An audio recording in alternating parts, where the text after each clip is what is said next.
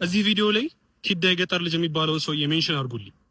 ስለ ነብዩ መሐመድ ሰለላሁ ዐለይሂ ወሰለም ፕሮግራም እሰራለሁ አካውንቴ 100,000 ብር ግዙኝ እያለ ይሄ ልጅ ሙስሊሙ ተላላ ነው፣ ሞኛ ነው። ለነብዩም ያለው ፍቅር ለእስልምና ያለው ፍቅር አሪፍ ነው እያለ በየጊዜው አንዴ በስልክ አንዴ በምናምን ነገር ለመቀፈል እየሞከረ ነውና ይሄን ቪዲዮ ለሱ አድርሱልኝ።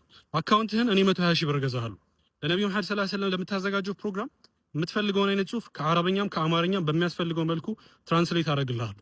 የምታውቁኝ ሰዎች ጽሁፍ ላይ ሁላችሁም ይሄንን ሼር ኮፒ ሊንክ እያደረጋችሁ የኔን የቲክቶክ አካውንቴ 100,000 ብር የሚገዛ ሰው እንፈልግ። በቃ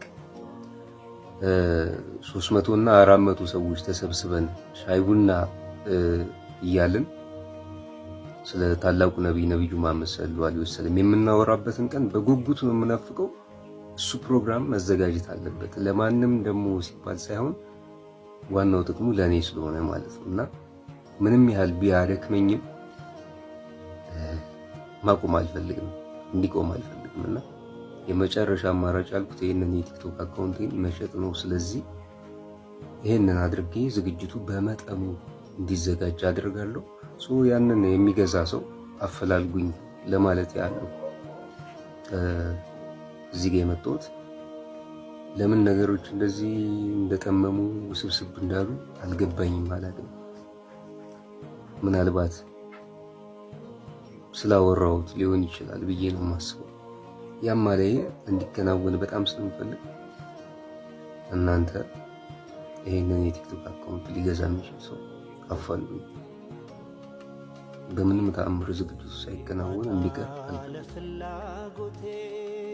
ይሁን። አቅመቢስነት ደካማነቴ አንገት ቢያስደፋኝ አካውንትህን እኔ 120,000 ብር እገዛለሁ።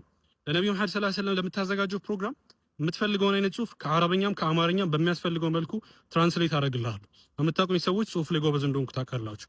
ስለ ነብዩ መሐመድ ሰለላሁ ዐለይሂ ወሰለም መጽሐፍ መሸጥ ከፈለክ እኔ ያሳተምኩት ለልጆች ያዘጋጀሁት አንድ መጽሐፍ ነበር። የእሱን መጽሐፍ ፍቃድ እሰጥሃለሁ። ፕሪንት አድርገህ መሸጥ ትችላለህ። ለፕሮግራም የሚያስፈልግህን እያንዳንዱን ግራፊክስ ራሴ ሰበር አስደሳች መረጃ ተሰማ። የሚኒስትሪ ፈተናውን ለመፈተን ሲሰናዳ ውድ እናቱን ላጣው ተማሪ ካሊድ የመኖሪያ ቤት ሊገነባለት ነው።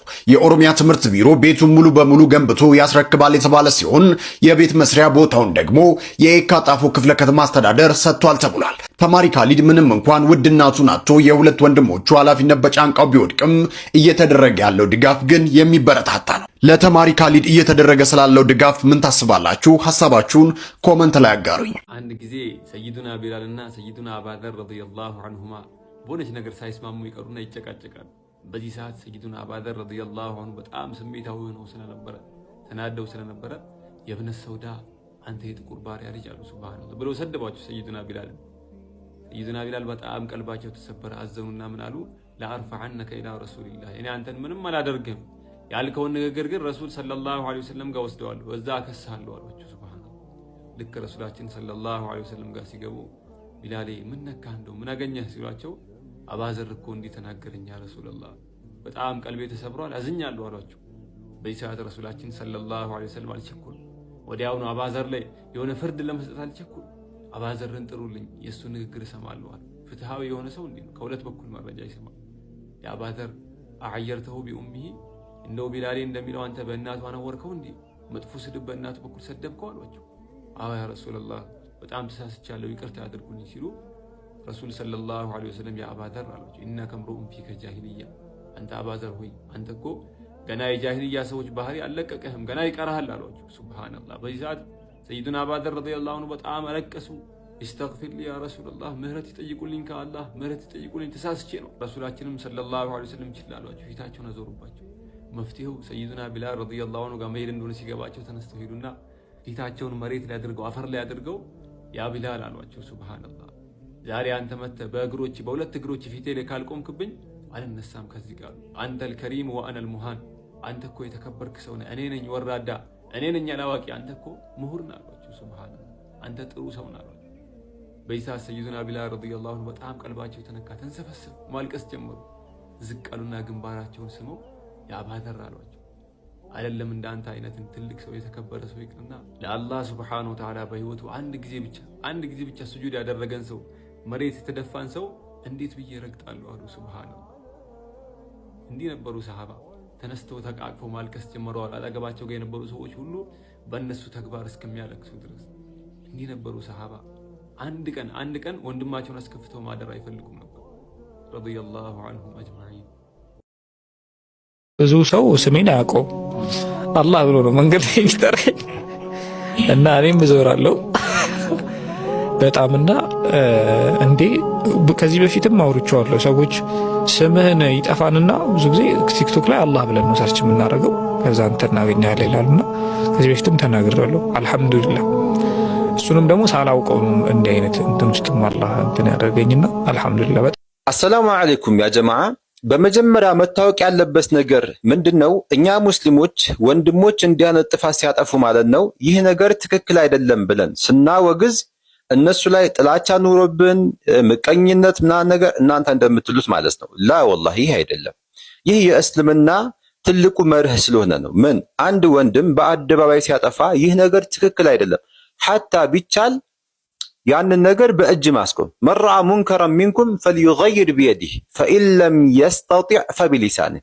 ከተቻለ ያንን ነገር በእጅ ማስቆም፣ ካልተቻለ ደግሞ ንግግር ማለት ነው። ያንን ነገር ማውገዝ ነው። እዚህን ያክል ነው እስልምና ያስቀመጠው ማለት ነው።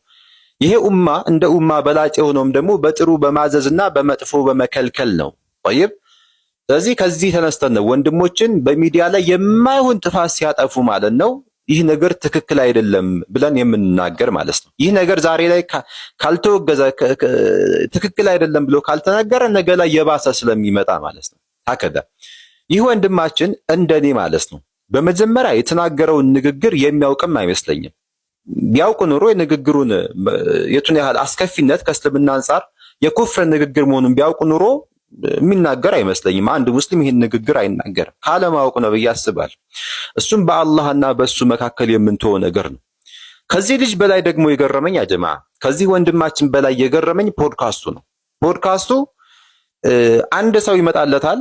በተለይ ሚዲያ ላይ ያ ነገር መነጋገሪያ ይሁን እንጂ በቃ እሱ ጉዳዩ አይደለም። ከአላህ ጋር ይሄ ነገር የሽርክ ንግግር ነው፣ ከአላህ ጋር ያጣላኛል፣ ከእስልምና አንጻር ከሸሪዓ አንጻር እንዴት ነው ጉዳዩ አይደለም። ህዝቡ ዘንድ መነጋገሪያ ይሁንለት፣ ሰብስክራይቡ ይደግለት፣ ኦኬ ዩቲዩብ ቪው ከፍተኛ ይሁንለት፣ خلاص አለቀ። አሁን ይሄ ንግግር ፖድካስቱ ቆርጦ ማለት ነው ኤዲት አድርጎ ቆርጦ መልቀቅ የሚገባው ንግግር ነበር። ለህዝቡ እንዲህ አይነት መርዝ አይለቀቅም። ኦኬ ከልጁ በላይ ደግሞ የሚገርመው የፖድካስቱ ኤዲት የሚያደርገው የሚለቀው የፖድካስቱ ባለቤት ነው። ቪዲዮ የሚለቀው ሰውዬ ነው። ወንድም እህቶች እባካችሁ የምንናገረው ንግግር ልናውቅ ይገባል። ኦኬ ኃላፊነት ልንወስድ ይገባል። ኃላፊነት ሊሰማን ይገባል። በተለይ ሚዲያ ላይ ስንወጣ ማለት ነው። ለምን ብዙ ሙስሊም እህት ወንድሞች ላይ መርዝን እየረጨን ስለሆነ ማለት ነው። ኦኬ አንዳንድ የሽርክ ንግግሮች እንደዚህ ይገባሉ፣ የኩፍር ንግግሮች ማለት ነው። ኦኬ እዚህ ጥንቃቄ ልናደርግ ይገባል። ባረከላሁ ፊኩም። ጽንፈኞች ግን ከተለያየ ቦታ ላይ የመጡ ሱሪ የሚያሳጥሩ ጺማቸውን ያንዠረገጉ ማርሻል አርት የሚሰለጥኑ የክፋት እንትን በጣም ተሰግስገዋል። በየወረዳው በየቀበሌው 5 ቤተክርስቲያን የተቃጠለው ስልጤ ነው በ24 ሰዓት ውስጥ። ጎንደር አንድ መስጊድ ጥቃት ተሰነዘረበት ብለው አጸፋ የወሰዱት የት ነው? እዛ ነው። ይሄ ደግሞ የምናለው መሰለህ የመንግስት የሥራ ኃላፊዎችና የስልጤ ዞን የመንግስት የሥራ ኃላፊዎችና ጽንፈኞቹ እጅና ጓንት ሆነው ነው የሚሰሩት በኦርቶዶክሳውያን ላይ ጥቃት ላይ ማለት ነው። የዛ ሰለባ ደግሞ አንዱ ነው። ምንም ተጨማሪ ማስረጃ አያስፈልግህም ልል ነው። ከዛ ባሻገር ደግሞ ይሄ አገር ያወቀው ፀሐይ የሞቀው ሀገረ ስብከቱ የሚያውቀው ህዝቡ የሚያውቀው ነው። 5 ቤተክርስቲያን በ24 ሰዓት በአንድ ቀን ያነደዱት። ይሄ ሲነድ የዞኑ ፖሊስ የዞኑ የመንግስት አመራሮች ምንም አይነት መከላከል አላደረጉ። ምንም አይነት የሚጠቀው የስልጤ ክርስቲያን ነው። ጎንደር አንድ ነገር ላይ ሆነ የሚጠቀው የስልጤ ክርስቲያን ነው። አዲስ አበባ የሆነ ነገር ላይ ሆነ የሚጠቀው የስልጤ ያሉ ክርስቲያኖች ናቸው። ይህንን ደግሞ ኮንትሮል ማድረግ ምናምን አቅቷቸው አይደለም። ራሳቸውም ተባባሪ ናቸው። ራሳቸው የጽንፈኛው አካል ናቸው። እና ወራቤ ሩፋኤል የዩኒቨርሲቲ ተማሪዎች የተደበደቡበት ብዙ ቪዲዮ ነው ያለው። የዩኒቨርሲቲ ተማሪዎች የተደበደቡበት ወራቤ መርሐባ። እንግዲህ በመጀመሪያ ሰሉ አለ ነቢ። አሰላሙ አለይኩም ወራህመቱላሂ ወበረካቱ። ለሙስሊም ወንድሞቼ እና እህቶቼ ለክርስቲያን ወገኖች ደግሞ ሰላም ለእናንተ ይሁን። ያው ይሄ ነጋሽ የሚባለው ግለሰብ በፊት ናሁ ቴሌቪዥን ላይ በጋዜጠኝነት ሲያገለግል የነበረ ነበር። ሙስሊሞች ላይ እና ኢስላም ላይ በጣም መርዙን እየረጨ ያለ እንደዚህ አይነት ሰዎችን መርዛማ የሆኑ ሰዎችን በመጋበዝ ራሱን በአንደበቱ ብዙ ነገሮችን ሲናገር ከርሟል ቆይቷል። በዚህ በሚዲያው ማለት ነው። ከዚህ በፊትም መልስ ሰጥቼበታለሁኝ እና ምንድነው ሐሳቡ ከተፈለገ ይሄ በዚህ አጋጣሚ ይህንን መልእክት የመንግስት አካላቶች እንደዚሁም ደግሞ መጅሊስም ይህንን እልባት ሊሰጡበት ይገባል። ምክንያቱም ሀገርን ከሀገር ጋር እንደዚሁም ደግሞ ሃይማኖትን ከሃይማኖት ጋር ሊያጋጩ የሚችሉ ወይም ይህን ነገር ታርጌት አድርገው የሰሩት የሆነ ቪዲዮ ነው። ሀገራችን ላይ ብዙ አይነት ችግሮች ሊፈጠሩ ይችላሉ፣ ሊከሰቱ ይችላሉ። በመጀመሪያ ደረጃ ሲያነሳ የነበረው ነጥብ ምንድነው? ሱሪያቸውን የሚያሳጥሩ ጺማቸውን ያንጀረገጉ ምናምን ነገር ብሎ ለማንቋሸሽ ሞከረ። እነዚህ ሰዎች ስሜታቸውን አሸንፈው እንደዚህም የጌታቸውን የአላህን ትዕዛዝ በመፈጸም የነቢያቸውን አርአያ በመከተል በሃይማኖታቸው ላይ የጸኑ ናቸው። እንደናንተ ወጣቶች እንደናንተ ልጆች ጠጅ ቤት ለጠጅ ቤት የሚንከራተቱ ወይም የሚዞሩ ቁማር ቤት የሚውሉ አይደሉም። መስጊድና መስጊድ ነው ታርጌታቸው። እስልምናን ማስከበርና እስልምና መኖር ነው ህልማቸው። ከዛ ሲቀጥል ደግሞ ስልጤ ሀገር ስልጤ ብልሃል ስልጤ ሀገር ላይ ያሉ ሙስሊም ወንድሞቻችን እህቶቻችን ሙስሊም ማህበረሰብ ስልጤ ሀገር ላይ ዘሁል ሙስሊም 100% ሙስሊም የሆነበት ሀገር ላይ ቤተክርስቲያን ሲሰራ አልተቃወሙ፣ ሽብር አላስነሱም። አንተ እንደምትለው ከሆነ የት ከተማ ላይ የት ክልል ላይ ይሄ ነገር ተፈጽሟል? ስንት ሙስሊም ማነው ቤተክርስቲያን የወደመበት እንደዚሁም ደግሞ ምዕመናኖች ምንድነው የተባረሩበት የተሰቃዩበት? እስቲ አንድ ነገር ጥቀስ። አፋለኝ ብለህ ታወራለህ? እንደ ወላሂ አፋለኝ ብለህ ታወራለህ? የሙስሊሙ ስቃይ፣ የሙስሊሙ በደል፣ የሙስሊሙ ግፍና መከራ እስቲ እንመልከት። ትናንትና ሞጣ ላይ የነበረ ነገር እስቲል ነው። አሁንም ድረስ ጎንደር፣ ጎጃም ላይ ሙስሊሙ ማህበረሰብ እየተገፋ ነው ያለው። መብቱ እየተከበረለት አይደለም ያለው። እንደዚሁም ደግሞ አሁንም የአክሱም ብቻ አይበቃህም? አክሱም ላይ ብቻ ያለው ነገር ማለት ነው። ሌላም ብዙ ቦታ ላይ መጥቀስ እንቻላለን። ትንሽ ሙስሊሞች አሉ ተብለው የሚታሰቡባቸው ክልሎች ላይ በጣም ብዙ ግፍና መከራ አደባባይ ላይ የወጣ ለክህደት የማይመች የሆኑ ነገሮች እየታዩ ያሉበት ነው።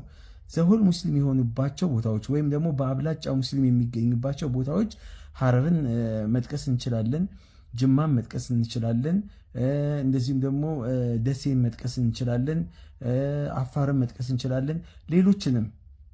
እስቲ የትኛው ክርስቲያን ነው የተበደለው የተገፋው? የትኛው ቤተክርስቲያን አይፈቀድም ብሎ ሙስሊሙ ማህበረሰብ ወጥቷል፣ ተቃውሞ አሰምቷል? የትኛው ቤተክርስቲያን ተቃጥሏል? የትኛው ቤተክርስቲያን ወድሟል? ሆኖ እንኳን ቢሆን ሙስሊሙ ማህበረሰብ ይህን ነገር ያወግዛል። ምክንያቱም ቤተክርስቲያን አቃጥሎ የሚል ሃይማኖት የለንም። እንደዚሁም ደግሞ ሙስሊም ያልሆኑ ወይም ክርስቲያን የሆኑ ወገኖችን አሳዱ፣ ጨፍጨፉ፣ ግደሉ፣ ኮንፈርት ወይም ደግሞ ምቾታቸውን ንሷቸው የሚል ሃይማኖት የለንም። የኛ ሙስሊሞች አልሐምዱሊላህ ክብራችን ሲነካ፣ ሃይማኖታችን ሲደፈር፣ ማንነታችን ከማንነታችን በላይ ስለሆነ ከስትንፋሳችን በላይ ስለሆነ ማንንም በዚህ ጉዳይ ላይ ልንደራደር አይገባንም፣ አናደርገውም። ነገር ግን ከዛ ውጪ ሰላማዊ የሆነን አካል ማጥቃት ግን ይህ ሰውዬ ሙስሊምነቱ ጥያቄ ምልክት ውስጥ የሚገባ ነው። እንደናንተ ሽብርን የሚነዛ የለም። እንደናንተ ክፋትን ለሰዎች የሚያስተምር የሚያሰራጭ ማንም አካል የለም። መጀመሪያ ራሳችሁን ገምግሙ፣ ራሳችሁን ፈትሹ። ላለሁኝ አበቃው። ሰላም አለይኩም ወራህመቱላሂ ወበረካቱ።